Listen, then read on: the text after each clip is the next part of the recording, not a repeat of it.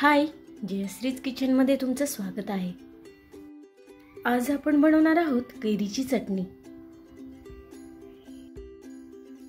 कैरीची चटणी बनवण्यासाठी मी 2 कैऱ्या अशा बारीक चिरून घेतलेल्या आहेत। आता यामध्ये आपण 3 हिरव्या मिरच्या टाकणार आहोत।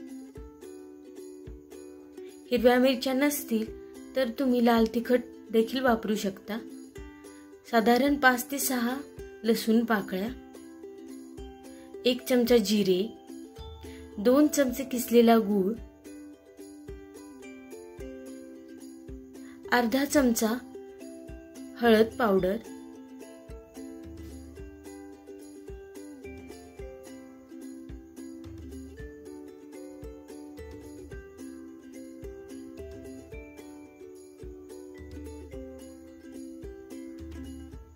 एक वाटी कच्चे शेंगदाणे। ह्या ठिकाणी आपल्याला कच्चे शेंगदाणे वापरायचे आहेत, भाजलेले शेंगदाणे वापरू नका, ह्यानी टेस्ट छान येते।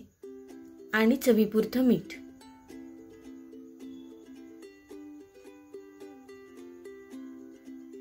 आता हे आपल्याला व्यवस्थित मिक्स करून मिक्सर मध्ये बारीक करायचं आहे।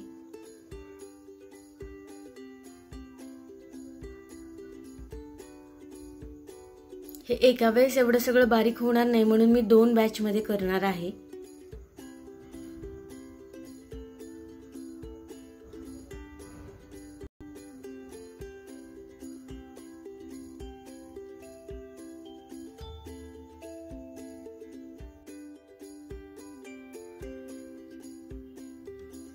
हे मिक्सर मधून बारीक केलेलं आहे। आता आपण हे एका बाउल मध्ये काढून घेऊयात।